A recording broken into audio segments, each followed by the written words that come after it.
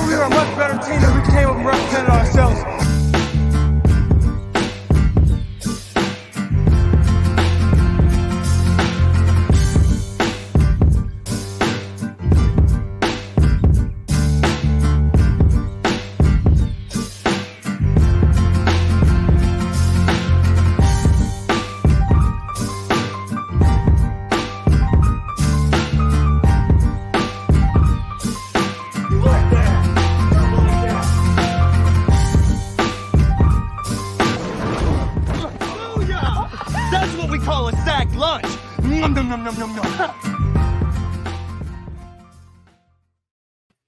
What's up, everybody?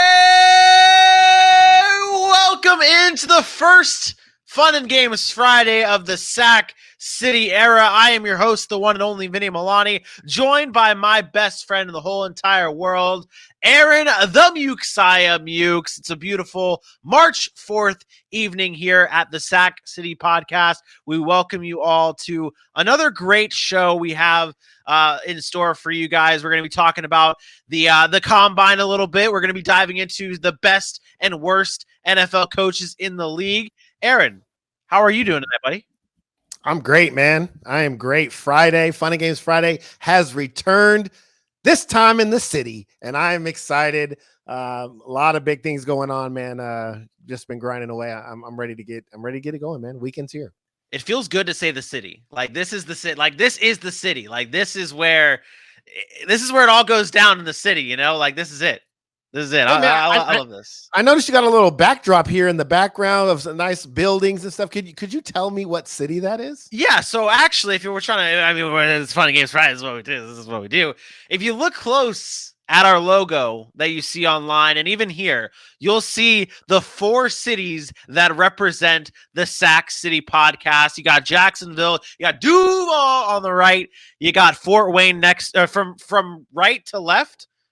Yeah, you're looking right to left here. But okay. Yeah, from right to left, that's what I read. I'm dyslexic.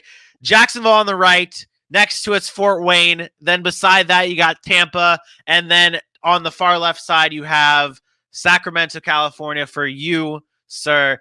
It's the 4 pillars of the Sac City podcast. This is what makes up the United States. Like us right here. We are diverse. We are from different parts of the country. We're bringing it to the city. This is exactly what the United States is about. I love it. Every minute of it. It's great, man. It's great. I'm excited. And that's what we're here to do. We're here to create a city for everybody, for all football fans to come to and enjoy and discuss the great game and be fans, okay? Be yourselves. Again, you see it in our description. We're giving you football your way, okay? And here tonight we're going to be tearing it up by breaking down the best and worst coaches in the NFL heading into the 2022 season. But it would not be a Fun and Games Friday without me asking this question.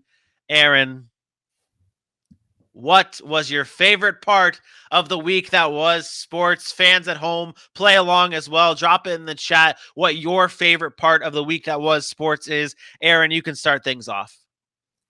We with this new show we have is about the NFL and football, but we can't forget about some of our other great sports out there, Major League Baseball, the NBA, specifically the NBA.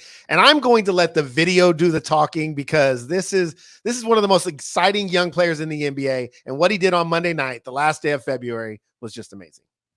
Morant blows by Primo. Attack!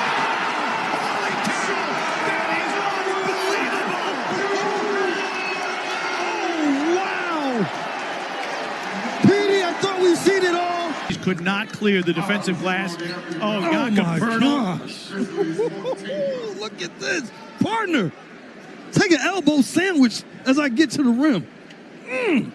Oh, my. As the kids say, he caught a body.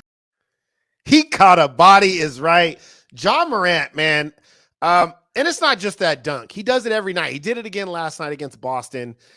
This kid is special.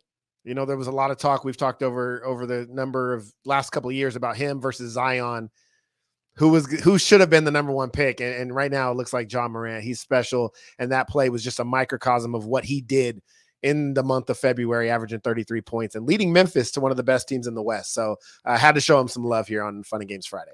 handing out that elbow sandwich, man. That was just taking them elbows, man. Oh, that was nasty, dude. That was nasty. That was a good pick for your best of the week. That does it though for our best of the week. That's what we bring on Fun and Games Friday. We know we are a football show now, but we do want to throw it back to our roots and take a look around the world of sports and talk about our best of the week. Before we get into our news and nugs, I want to remind everyone that please head on over to all of our social media pages, whether it be Facebook, Instagram, YouTube, Twitter, whatever it may be. We have made it easy for you guys. It's at Sac City Pod on all of those social media platforms. Please make sure you subscribe, make sure you follow, make sure you like and share everything that we are posting. Aaron, I did that. I did this in a certain way so I didn't spoil something. We've got something on the rise here at the Sac City Pod. The city is blowing up, and it's not because of Facebook. It's not because of the gram. It's not because of Twitter or YouTube. There's one other outlet out there that's blowing up in the city. Tell us about it. That's right. It's TikTok. You guys probably saw my post a minute ago. I sent it out on Facebook. Go and subscribe to our follow. I guess that's the word. Follow the TikTok page. We're going to be breaking some exclusive content, a lot of laughs, talking a lot of stuff, going at some other pages. We're going to bring that real football content, a little bit edgy, but we're going to have you covered all off season long. We're talking about every team. Your team will be in there, so just keep on lookout for that. Go and follow our TikTok page because we got some good stuff coming for you, and it's at Sac City Podcast. Yeah, so go on TikTok and follow us, man. It's a good time to be a part of the city. It is. It's blowing up, and you've really kind of led the charge on that TikTok game. It's been very impressive, and it's going to be fun to dive into all of the fun in TikTok. Let's get down to it, Aaron. Let's get into some news and nugs from around the league. We start things off with your Dallas Cowboys. It was reported today by Adam Schefter saying the Dallas Cowboys are expected to part ways with wide receiver Amari Cooper. It's really a salary cap thing with Amari Cooper here. They're trying to move on from him so they can pay the guys like Michael Gallup. There was a report also today saying that they're trying to lock down Gallup for a long-term deal. Are you okay with this, letting Amari Cooper go? Save $16 million. We got other guys. Sign Michael Gallup, and you still have CeeDee Lamb. It's time. The NFL Combine is in full effect, and not one, not two, not three, not even four, 8 wide receivers cracked the 4.4 in the 40-yard dash time. Guys like Tyquan Thornton had a 4.428. These guys are unreal fast. These guys are unbelievably fast. Here you go, right here. This is just they thought it was record breaking at the time. They thought it was broken. What were your thoughts when you saw this? This is why you can let Amari Cooper go. So many good young receivers in the NFL coming up. COVID's done. No more COVID drama, Aaron. I'm not even going to get into the NFL and the NFLPA suspended COVID-19 protocols and testing. This has to make you feel amazing. We've seen it in the playoffs when COVID disappeared. It's a sign that the world, especially the NFL world, is getting back to normal. It's a good sign of things to come for the NFL and all sports organizations. Odell Beckham Jr., after tearing his ACL for the second time in his career, now is eyeing a return for November, which would be a remarkable comeback, a remarkable story. The Rams are trying to re-sign him as well. Do you think OBJ is going to be ready in November for football? You know, coming off of 2 torn ACLs, it's tough. You get older, it's harder to recover. The rehab becomes more grueling. But Odell's the kind of guy I think can get back. And if he signs with the Rams again, I think they have a soft spot for him. I think he'll be okay. Kenny Baby Hands Pickett is now drawing concerns over his baby hands coming in at 8 inches. I mean, this is something that it's like, does this matter? Does it not matter? I believe there's some quarterbacks out there that are good and stars in the NFL that didn't have the proper hand size, like Joe Burrow. But this news broke here, and his draft stock is actually falling because of this. Now, I want to dive into this combine a little bit more with you, Aaron, and it's things like this 8-inch hand size, and some of these numbers and measurements that we get from the combine. A lot of people blow it up. Should people be blowing up these numbers from the combine? Yes and no. I mean, sometimes they matter and then sometimes they don't, right? We've seen guys that have jumped off the charts at combines and then, fail to do anything in the NFL. But we've also seen guys that have great combines, Micah Parsons, Vernon Davis over the years, Byron Jones, who had a really good combine. These guys have ended up being really, really good players in the NFL. So I think you have to take it with a little bit of a grain of salt. I think the hands issue is huge when you're talking about the quarterback position. We talk about ball security in the NFL being pretty much the number one priority. And you have a guy who has the smallest hands that the NFL has seen in a while. If he entered the league today, he would have the smallest hands. Even small guys like Russell Wilson, who are his size, have much bigger hands than he does. I don't know that it affects the way he plays football, but I mean, he's a smart kid. He's going to be able to succeed in that route, but it could become an issue if we start talking about ball security in the pocket, getting hit by these 300-pound defensive linemen, and can you protect the football that way? So there is some concern, but I'm not gonna change his draft stock from being the first overall quarterback to, oh no, we shouldn't draft him now because he has baby hands. But remember, this is not uncommon. Jared Goff, a lot of talk when he first came out was about his hand size and his arm strength. And then look what he did. He went to a place, drafted number 1, had a little bit of success, went to a Super Bowl, but then all of a sudden now he's a nobody and everybody's talking about those faults that he had again. So opportunity and where you land is going to be big for a guy like Kenny Pickett, but I'm not going to just write him off just because he has 8-inch hands. No, I won't write him off because he has 8-inch hands, but I will write him off for the fact that he's throwing with 2 gloves on. I mean, he is not Teddy Two Gloves. We can't call him Kenny Two Gloves. Listen, what kind of nickname do we come up with that? There have been Hall of Fame quarterbacks that have had to come in and throw with 2 gloves. Big Ben's done it. Peyton Manning has done it. But if he's comfortable. So part of that could be a ball security issue. I don't think people are talking about that enough. A slick ball, you get a little bit more grip with the glove. If your hands are smaller, you can't really grab it, right? There's also talk he's double jointed, so it doesn't. He can wrap his hands around the ball differently than some people. There's a lot of things in the combine that they're going to poke and prod. At the end of the day, can you play football or not? And if you're a football player, you figure it out. And if not, then he'll be a career backup or that guy that's looking for a job in the XFL, CFL, or USFL, or the American Flag Football Arena League or whatever. We have so much draft coverage. I'm so excited to dive into it in the coming weeks, man. We're going to be all over it. Mock drafts are in the future. We're going to be doing that. Our live draft coverage is right around the corner. It's a great time for football. It's a great time to be in the city. Again, welcome to Sac City. We're moving on now to the main event of the show, and we are diving into tiers. We're tiering it up for the first time in the city. We're going to be breaking down the best and worst NFL coaches in the league. We released a poll on Twitter today. Shout out to our intern Jesse, who's been doing a very good job helping out our Twitter. Shout out Jesse for killing it for us. But he put out a poll today talking about who's the best coach in the NFL, who's the worst coach in the NFL. 43% of you guys said Matt Rule was the worst coach in the NFL. 43 and it's a tie. It's a dead tie for best coach in the NFL. Bill Belichick and Andy Reid, a dead tie for best coach in the NFL. There's someone saying we had comments dropping from Adam Gase was in there. I mean, this is fun. This is fun.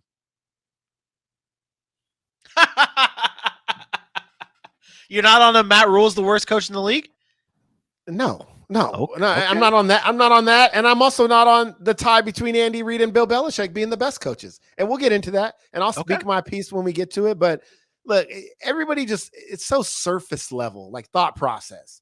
I don't want to call people simple-minded, but it's very simple. You win the most Super Bowls, you're the best. We got to dig deeper. Yeah. That's what we're going to do here in the city. You got to dig a little bit deeper than just what's on the surface. And just disappointed in the fans out there. Come on, guys. We're striking gold. We're striking gold here in the city. We're striking gold. Others on that list that our intern put was Lovey Smith for worst coach, Robert Saleh, worst coach. Yeah, hey, Take it Were up there with the any intern. votes? Were there any votes for their 21% said Lovey Smith.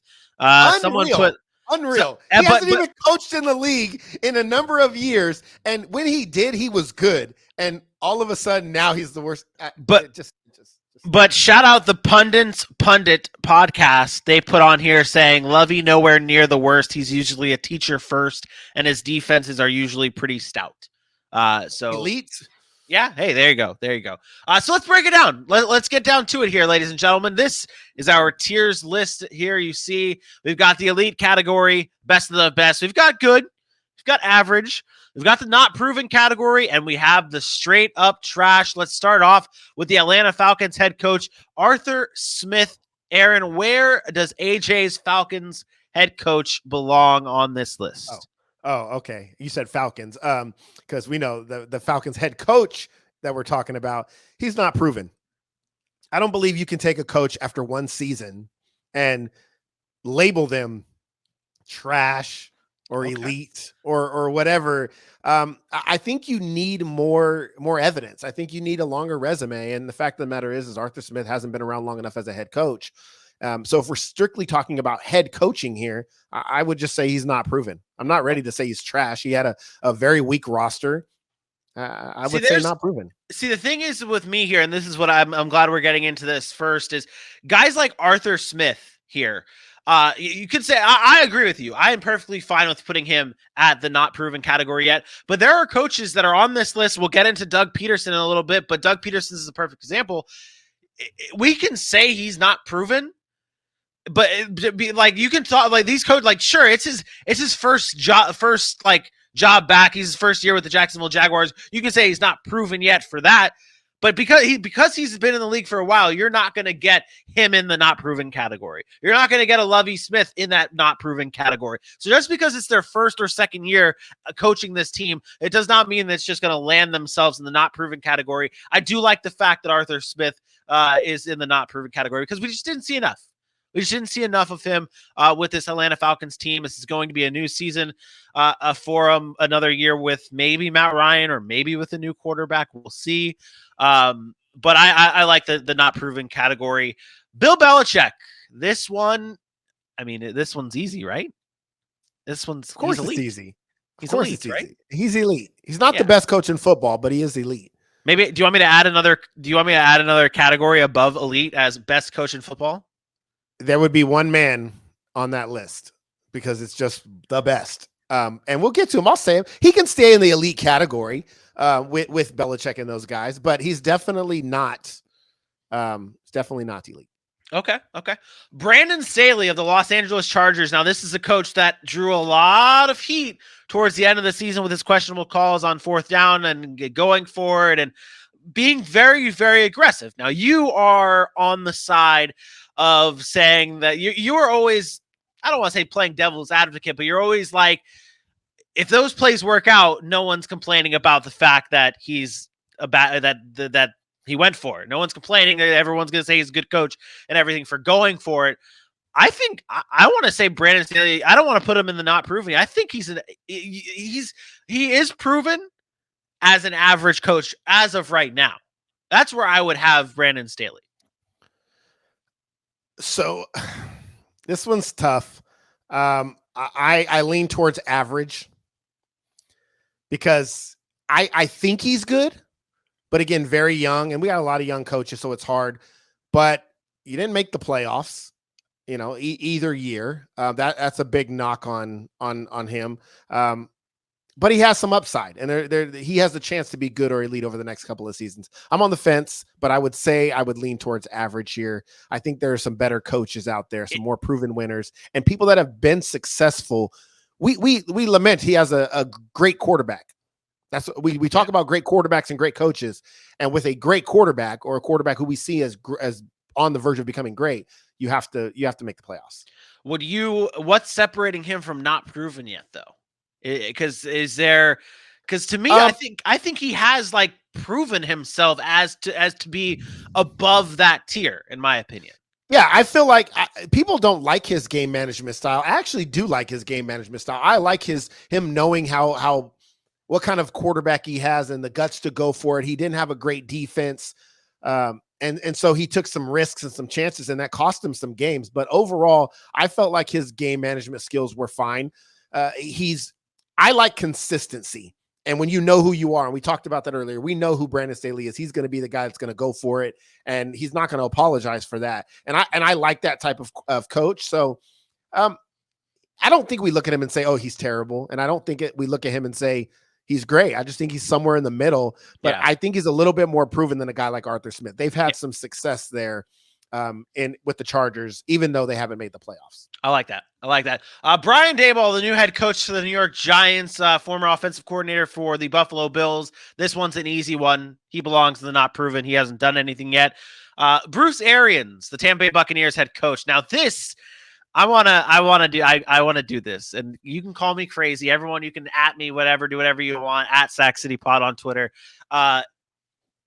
Bruce Arians of the Tampa Bay Buccaneers, hear me out. I want to put him in the not proven category. I want to put Bruce Arians in the not proven category because a lot of his success as of late has come from a Tom Brady era. A lot of it's come from the Tom Brady era. I don't think he's proven yet that he can be if you want to put him in, I get it. People want to put him in good, and some may consider him elite. I want to say he's not proven yet because there's a Tom Brady factor here that I would like to see. There's no Tom Brady factor. Stop it. There is a Tom Brady factor. One season with Tom Brady. Two.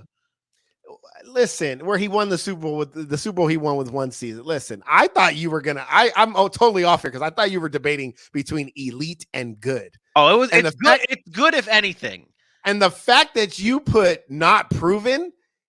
You put him in the same category. You put Arthur Smith. Do you realize how silly that is? I do. This is a man that has five double-digit winning seasons, and when the sixth season, when he only coached 12 games, he went 9-3. He had 3 bad years in Arizona after Carson Palmer was basically gone, and they didn't have a quarterback at all. I don't know how and I'm not the biggest Bruce Arians guy. I love him as his character. I don't think he's an elite coach, but there's no way you can have him as not proven. He's a proven winner in this league. Again, 5 seasons out of 8 seasons he's coached, 5 of them have been double-digit wins. If that's not good, I don't know what is. I don't know how. I don't know. I just don't get the not proven here. There's no way you can have that man and not proven. And you're trying to categorize him with below average. I mean, I don't want to do that. That's below fair. Brandon Staley, Brian Daboll, and Arthur Smith. No way, no how. I guess my reasoning is more so the fact that I guess it's what you were saying to the line between elite and good, that if he can do it without Tom Brady, if we could do it without these quarterbacks, then that puts him in the elite category, right? Because he just talked about it with Carson Palmer. He was good with Carson Palmer, and then when Carson Palmer went to shit, he started going to shit. So he's reliant on a good quarterback. That's everybody. I mean, that's most coaches. Except the ones that we're putting in elite. That's why he's not in the elite category, right? It's because most coaches, and there may be some coaches in there without a quarterback aren't very good either, that I put in the elite category. I'm just going to say that. But most coaches, if you don't have a quarterback in the NFL, good luck trying to win. We know that. So I just thought that was a little disrespectful. I'm sorry, Bruce Arians. Pretty disrespectful. Dan Campbell, old DC from the Detroit Lions after his first year with the Lions. It's very heartfelt. I mean, I picked the Lions to win just about every week. They're 17-0 in my predictions pretty much. But after one season with the Detroit Lions, Dan Campbell comes in here. I mean, he showed a lot of heart. His Lions team had a lot of fight. They obviously, the record does not show that they did. But is he average? Is he not proven? He's not. I wouldn't put him in the trash. That's for sure. I'm going to shock the world. I think Dan Campbell's a good head coach. Yes. I didn't want to go straight bold, but I am all for this. And this is not about record, and it's not about being one season. It's about going to a place that had absolutely no hope and being a leader and changing the culture in one season. And that's, we talk about what we want from a head coach. Everybody looks at X's and O's, but all the elite ones they find ways to lead men and get people to play for them and get the best out of them. There was nobody in the NFL that did that better last year than Dan Campbell. And this is something that you go back to what you said at the beginning of this, is that people need to start doing more than just the lazy analysts, the lazy analysis here on these coaches. When wins and losses, wins mean a lot. Wins mean a whole hell of a lot. But go deep. Go into the deep stats. Watch the games. Watch the film. Watch what's happening. And you just said it right there. He is one of the best leaders in this league, because again, like you just said, no one could have went into Detroit and had the year that they had. The record shows that they had that if you go back and you're like 10 years from now, you go back and look at this season, and you're just looking at the record, you're going to say it was a bad season. But here right now, watching it, what we just saw, every single game, I should say most every single game that the Lions were in this year was a close game, and where they were battling, where they were fighting. And that right there, with a team that did not have any talent really at all, was outside of maybe a DeAndre Swift when he played, and Amon-Ra St. Brown when he heated up. It really, this team had no business winning. How many games did the Lions win this year? I think 4. 4. They don't have the number. They don't have the number 1 pick, and that's exactly what they should have had, right? Exactly. The Lions this year went 3-13-1. That's right. They tied. They had no business winning 3 games and with the roster that they had. They had no business tying a game with the roster that they had. And Dan Campbell led the way. I have no problem putting DC in the good category. I agree. Next up is Pete Carroll. And now this is the one where I want to preface this. I want to make sure that everyone understands this before we get shit on for this, just in case. This is heading into the 2022 season. We're judging these coaches. Obviously, what they did in the past is huge, but heading into the 2022 season, where do they rank in this tier list? Now, Pete Carroll, another coach that got a lot of heat this past season. And Aaron, I'm very interested to see where you have him. Interested? I don't think this one's hard, and I may be in the minority here. I think Pete Carroll's an elite head coach. Ooh. Always have. There's something to be said. Again, I put a lot of stock in leadership, and I put a lot of stock in how players respond to you as a leader. And I feel like Pete Carroll has been one of the best leaders in sports, because he's always had this kind of exuberant players coach kind of guy. People want to play for Pete Carroll. He's the oldest coach in the NFL, and he doesn't act like it. He doesn't seem like it. And are there blemishes on his record? Absolutely. Did Seattle struggle last year? Yes. Should Marshawn Lynch have got the ball? Absolutely. Not going to take that away, and not going to, make excuses for that. But you're talking about a guy since 2012 that has had double-digit wins in every year except for 2. Before last season, had never had a losing season since 2011. He is a very, very reliable source of a team. And when you talk about Russell Wilson, when Russell Wilson came in the league, Russell Wilson wasn't the drop back 40, 50 times a game, throw it around player that he is today. And I think large part to Russell Wilson's development comes from Pete Carroll. I think he's an elite coach. And again, I like proven guys and proven winners, and that's what Pete Carroll is. I think he's elite.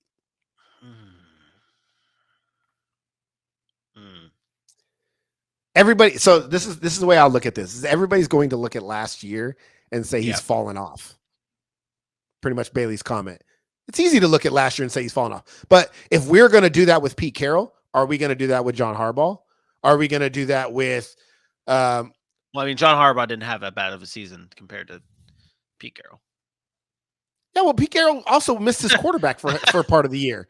Well, just like Baltimore did. So yeah. I mean, but what I'm saying is both teams, similar situations. They had injuries. They struggled. They weren't as good as people thought they were going to be. Not to mention Seattle plays in one of the toughest division in football, and to have a down year and then play in that tough division, yeah, it's going to look bad. I just don't like reacting to one season when you have all this evidence that says otherwise. What about this knock on Pete Carroll with like pretty much the utilization of Russell Wilson in the past few years? There's been a lot of heat coming on the Seattle Seahawks for the way their offense is running.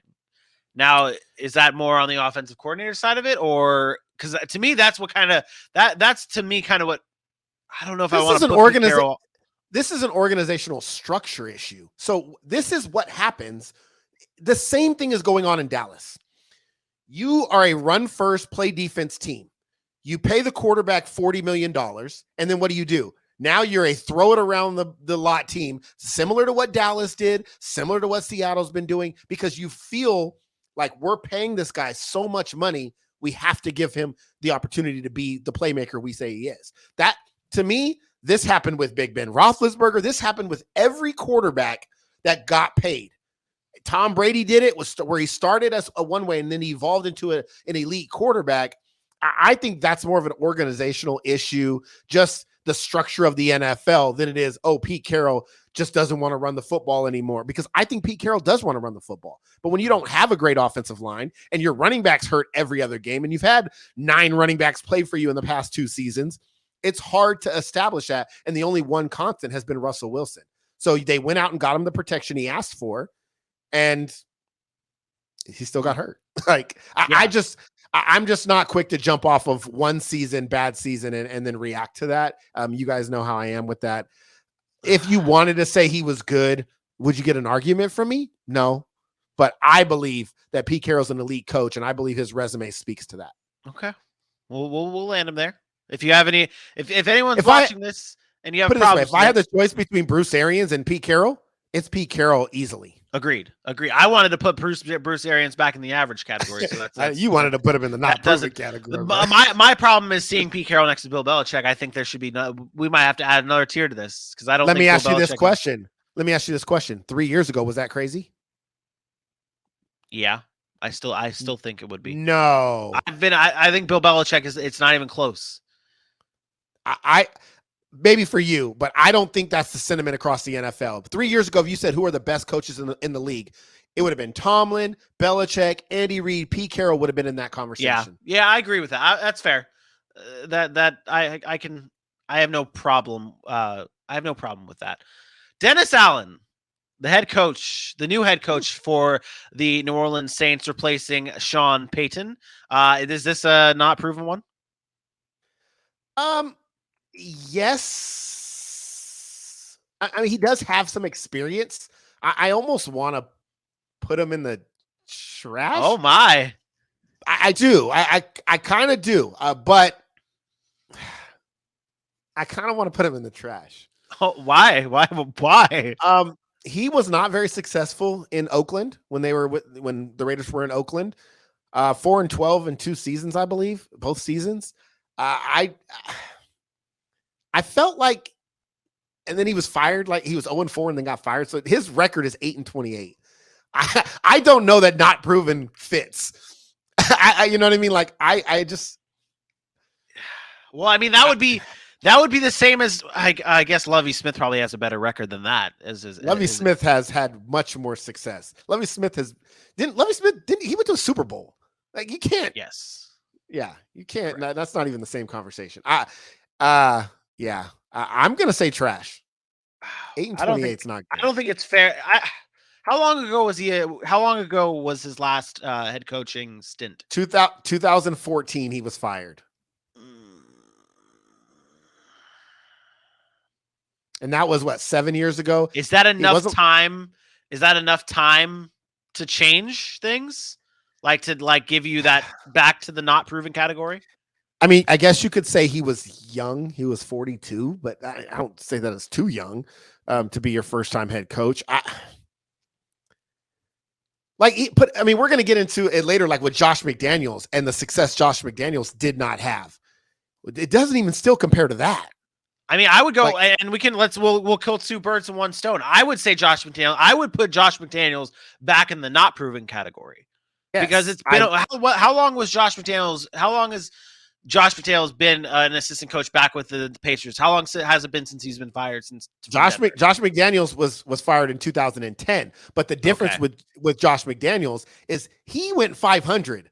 Yeah, like he at least had some success and he was a very, very young coach. Remember, he was only 33 at the time. So there was a big difference to me between being 33, your first time head coaching experience, you go 8-8, you have a little bit of success, and then you fall off and you're fired the next year, which whatever. Then Dennis Allen, who 4-12, 4-12, 0-4, former defensive coordinator for the he was the defensive coordinator for the Saints, correct? Correct. What about the fact He's an excellent coordinator? Yeah, that's what I'm saying though. What about the fact that he has been such a good defensive coordinator? Okay, great job. We're gonna keep him in the trash. North Turner was one of the best offensive coordinators. He was a terrible head coach.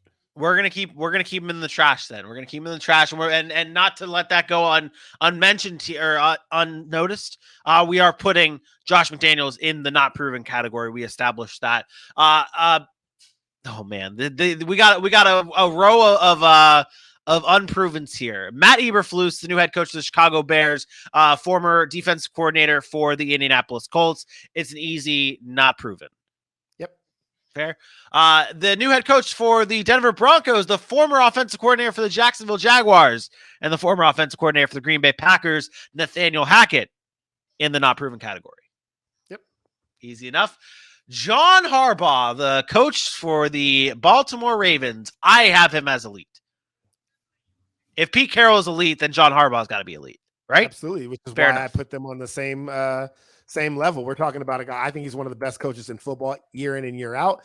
Baltimore has been relevant since he's been there. They rarely have a bad season. I believe they have one season where they didn't win 8 games, and that was a 5-11 year in like some year.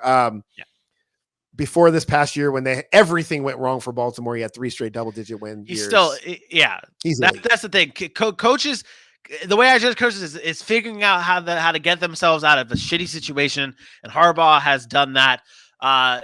Next up on the list is Kevin O'Connell, the new head coach for the Minnesota Vikings, former offensive coordinator for the Los Angeles Rams, another disciple of the Sean McVay coaching tree. Easy enough to put him in the not proven category.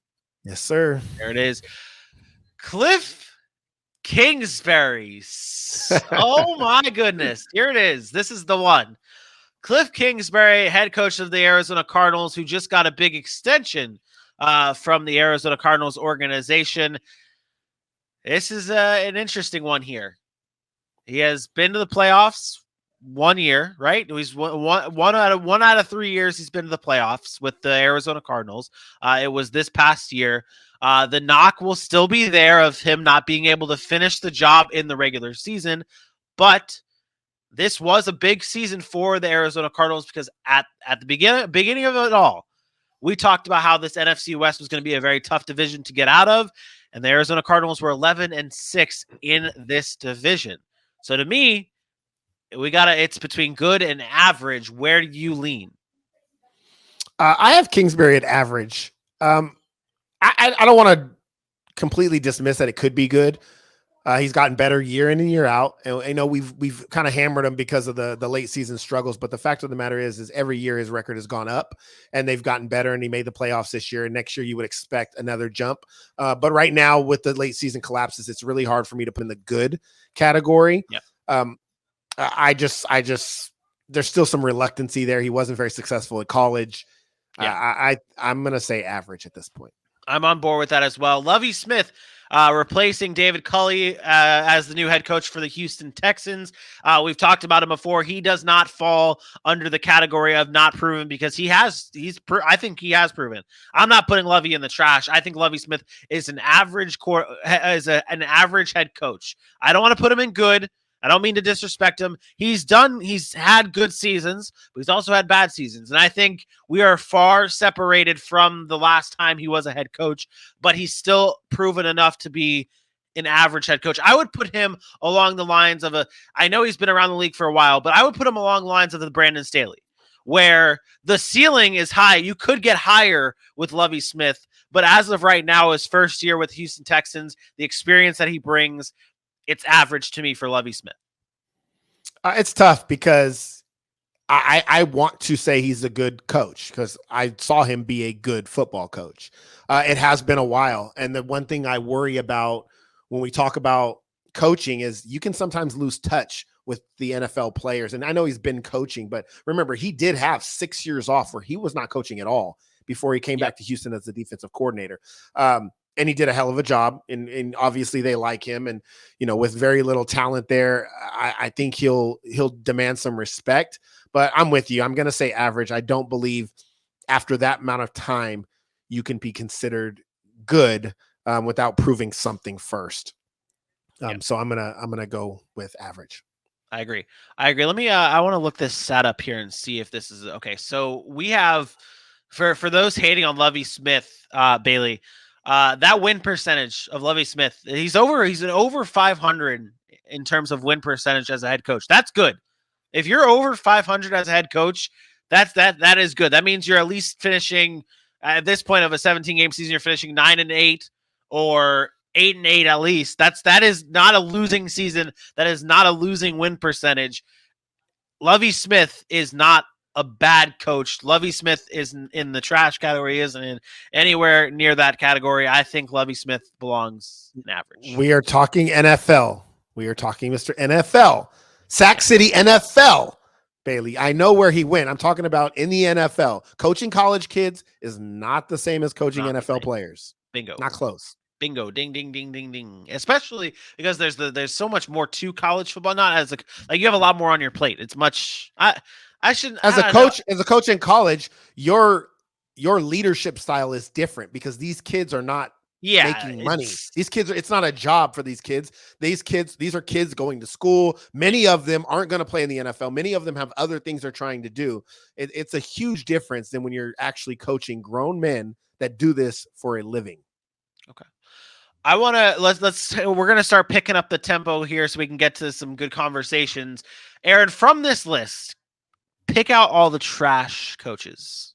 I can't even see the list. What do you mean? We have. I think the easiest way is to get the ones that are not proven, right? The Mike McDaniels because Mike McDaniels he can't. Who else is for any other first timers? We've got Robert Salah. So again, Robert Salah not proven. We've got that. A lot of not proven guys. That's it. I think that's done for the not proven guys. Where would you have Doug Peterson? Doug Peterson to me is a good coach. I agree. He won a Super Bowl in Philly, was a good coordinator before that, showed some success in Philly. Obviously, they had the drama with Carson Wentz, but I feel like he's a good. I mean, he won a Super Bowl with Nick Foles. Tells me a lot. Exactly. Matt Rule, he won the poll for the trash head coach. Where would you put him? I'm going to put him in the trash. I would also put him in the trash. I don't think he's the worst head coach in the NFL. I will say that. But who is the worst head coach in the NFL? Because none of these. Oh my! Are you going to put Mike McCarthy in the trash? No. So this comes with a caveat because I don't know about the 7 head coaches that are recently hired, right? And I'm reluctant to call anybody trash as a head coach. Yeah, which is why you only see 2 there. I don't think Matt Rule is a bad coach. I think he's in a terrible situation in Carolina, and that front office doesn't have a clue what they're doing. But I don't think he's actually the worst head coach in the NFL. It looks like he is because of the spot he's in.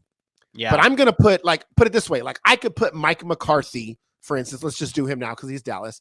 I could put him in the average. I could put him in the good category. I could put him in the not proven. I could put him in the trash. And all answers, I think, are correct based on his resume. But I feel like I know what Mike McCarthy is. I don't know what Matt Rule is yet. That's the difference. I think so. Calling him the worst coach in the NFL to me is a bit harsh. Good point. That's a very good point. That is very Mike McCarthy. You put him right where he should be though, because he could be all of those things. He's average. Yeah, that's what I'm saying. I want to knock out some of the younger head coaches here. Some of the more fresher head coaches in the NFL, not necessarily age younger, but fresher head coaches. Nick Sirianni, head coach of the Philadelphia Eagles, not proven. You know what? Yeah, just one season. It's hard. I want to say average. I was about to say the same thing. I was about to say average. I would put him at the borderline average spot. I was really impressed with what they did this year because a team I did not think would win very many games. But to be fair, I think it's not proven. And the biggest thing with him, I talked about it all season long, was coaches that are able to make an adjustment and make the proper adjustments to make your team better and not stick with the same old. Nick Sirianni did that. Nick Sirianni made sure that he went through those adjustments of ground and pound and stuck to the identity of this Philadelphia Eagles team. I just convinced myself I think we're going to put Nick Sirianni as average. I'm okay with that's that. Where I'm going to put him there. Matt Lafleur, the head coach of the Green Bay Packers. What is it? 3 straight 13-win seasons for the Green Bay Packers. Is he elite or is he good? Is it Aaron Rodgers or is it him? He's good. Okay. He's good. Okay. I want to believe he's elite. I want to believe he can be elite because I really do like him. I told you I thought he should have been coach of the year. But it's 3 years with Aaron Rodgers. Aaron Rodgers comes back, then maybe after 4 or 5 years, I'll put him in elite because he always has, that's only fair, right? You have an elite quarterback, maybe you're elite. But if he's without Aaron Rodgers, that'll be a true test of what he is. Yep. I agree. Mike Tomlin is elite. Elite. Best head coach in football. Yeah. Best coach that's your best coach in football? Best head coach in the NFL. I don't hate that, but please elaborate. There is nobody that did more with less than what Mike Tomlin did this year. I said at the very beginning of the year, the Pittsburgh Steelers had no business being in the playoffs. That team was awful, terrible. The way he demands that locker room, the respect that he garners from his players, the way aside from the football aspect and acumen that he already displayed over the course of his career, the way he steps up to a media podium and tells it like it is, eloquent, just beautiful conversationist. He is, to me, the epitome of what a head coach, an elite, great head coach looks like. I know everybody has their antics. Belichick does we played great. The way he stands up there every week and makes no excuses for how bad his team, doesn't cry about the players he has, says, we got what we got. This is what we're going to do. And we expect to win. Yeah. There is nobody that I want to go play for Mike Tomlin, and my body couldn't handle it, but I would go run through a wall for that man. And that's what his players do. And you don't hear anything bad about him. Like, there's not a player that speaks bad about Mike Tomlin. And to me, it's a true testament to who he is as a person, but more so as a head coach. I think he's the best head coach in football. I have no problem with that. He would be in a tier on his own. I don't have a problem with that at all. I don't. I mean, Bill Belichick, I think, would still be my. I don't know. That is. I equate best and greatest two different things. I think Bill Belichick is the greatest coach that's ever coached football. Yeah, because of what he's been able to accomplish. But there have been too many times players have left New England not happy, talked bad about him. Like, those things to me matter in a locker room, and I just find Mike Tomlin to be A1 class act. Just it's fair. It's fair enough. Frank Reich, the head coach of the Indianapolis Colts, where does he belong? I'm gonna say good. It's close between good and average. I'm gonna give him the benefit of the doubt because Carson Wentz was his quarterback. Fair enough. He made the playoffs the year before, so that's easy enough. Let's go. I want to jump up. Andy Reid. That's an elite coach. That's an easy one. This one's a tough one. There's two coaches that I have a tough time with, and I think they both end up in good, but eventually could be in the elite category, and that's Sean McDermott and Mike Vrabel. Mike Vrabel was arguably the best coach. It was coach of the year at this point, or in the NFL this year. And I think, did he win coach of the year this year? He did. So he was the coach of the year this year. But I don't know if I want to put him on the elite category yet, but he is good. Is that fair? Same with Sean McDermott? He's really, really close to elite. Mike Vrabel is. Yeah. I want to say Sean McDermott is an elite coach. Oh. I do. I love Sean McDermott I know it's only been 3 seasons that he's done this, but he finally had an adequate quarterback. I want to say Sean McDermott is elite. The way he runs that defense is always really good. I have him a little bit higher than I have Mike Vrabel. I think I want to put Sean McDermott in the elite category. Wow. I can't do that yet. I just can't do that yet. Well, just with the guys that are on that tier. Just the guys that are on that tier. I don't think Sean McDermott is there yet. I don't think he's there yet. He's not been, and maybe that's because there's one guy on that list that he's not been able to beat. Andy Reid in the playoffs. Yeah, but he's beaten Bill Belichick over the past 2 seasons and taken that division away. But yet and we're talking going forward, how we see it, and we still put Belichick up there. If we're going forward and we're talking from here on out, it's true. I don't know how you don't put Sean McDermott. That's fair. That is fair. Okay. Especially because Josh Allen ain't going nowhere either. That is also true. Let's round this out here. Ron Rivera, Ron of the Washington Commanders. Where do you put him? He's a good football coach. Fair enough. I have no problem with that at all. I think the experience that he brings, it's overall good coach. Super Bowl champion, Sean McVay. This is so tough for me. This is so tough for me. You got to put him in the good category. You do. You have to. Just won a Super Bowl. I still have issues with him, but he's a very smart man and he knows offense. So I'll put him in the good category. That's fair. His counterpart in the Super Bowl, Zach Taylor. I want to put Zach Taylor in the. I kind of want. I think they're both the same. I think both Sean McVay and Zach Taylor are the same. I don't think that's fair. Sean McVay's been to 2 Super Bowls, a little bit more proven. I think Zach Taylor's still average. Okay. He's not quite there yet. It is a great season, great run. If he has another good run, even if he doesn't get to a Super Bowl again, he can move up. But I just think that was a little too early to be putting him with those other guys. Kyle Shanahan and Kevin Stefanski remain. I changed my mind. But Zach Taylor belongs in the good category. Oh, see, this is what I was saying. I think I'm just looking at the other guys there. I'm looking at the other guys there, and he does. He belongs. Exactly. He belongs there. And me, if we were to order these, Sean McVay bumps up. Like if we're trying to order these, like Bruce Arians, Matt LaFleur, like those guys are there. Like, who would you prefer, Matt LaFleur or Sean McVay? LaFleur. Okay. Sean McVay or Mike Vrabel? Vrabel. Sean McVay or Doug Peterson? McVay. Ooh, why? I think that's the line. That's the line. I think that's my line. My line. I think he's more in tune with today's game. That's fair. And I think Zach Taylor, I think where we have it in this order is almost is pretty. Dan Campbell would be last on that list, by the way. No, over Zao, because I guess Dan Campbell only brings the energy. Because I'm bringing the energy, but he shouldn't be above those guys that have won. That's fair. Okay, fair enough. And then Kyle Shanahan, Kevin Stefanski here. Let's start with Kyle Shanahan, head coach of the San Francisco 49ers. Where does he belong, and does his Atlanta Falcons offensive coordinator gig kind of doesn't matter? Kyle Shanahan's an elite head coach. He is.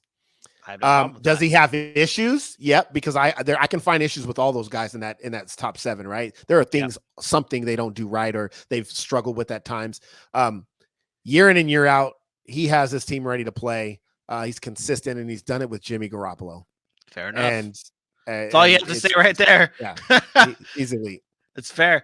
Kevin Stefanski rounds it out. Cleveland Browns. I would put him in the good category. Nope, average. Average? Okay, why? Yep. He's average because he allowed Baker Mayfield to do what he did last year.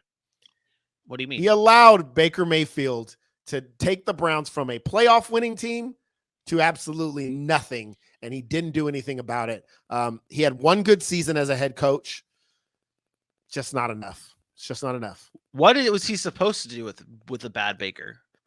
Well, first of all, tell Baker to stop turning the damn ball over. You have Kareem Hunt, you have Nick Chubb, you have one of the best offensive lines in football, a defense that's underachieved for the course of the past 2 seasons with all those names and all those draft picks and Jeremiah Wusu Koromoa and all these guys, Denzel Ward, and he just underachieved. And he won 8 games. Good for him. The expectations are higher. The expectations are higher, and he's not meeting them. He set them, and he just didn't meet them quite yet. Not saying he can be, because I do like him, but just not quite there for me yet. All right, fair enough. That does it, though. That does it for our tiering it up NFL Coaches Edition. Our elite category is Belichick, Carroll, Harbaugh, Tomlin, Reed, McDermott, and Kyle Shanahan. Mike Tomlin gets a category of his own. And our trash is Dennis Allen and Matt Ja Rule.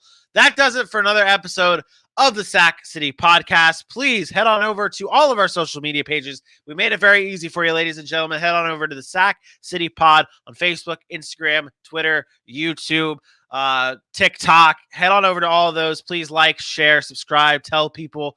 Just let everyone know that the Sack City Podcast is here to stay. That's it right there, right? That's it. Any last thoughts, Aaron? I'm going to be posting that on TikTok. So I'm going to give a little recap of what we did, take a little shot of that, post it on TikTok, and, further explain and let some people come at me. There you go. And hey, ladies and gentlemen, if you are new to TikTok, or whether you're new or old to TikTok, there's a little thing on there called Stitch. Stitch this video. When Aaron posts that video of what we had for our top list, stitch it and let us know what you think about it. Let us know what your thoughts are on the NFL tiers, coaching tiers list that we just dropped. We'll be back again Monday at 8 p.m. Eastern time for another episode of the Sack City Podcast. For my best friend Aaron Mukes, I am me. We will see you Monday. Peace out.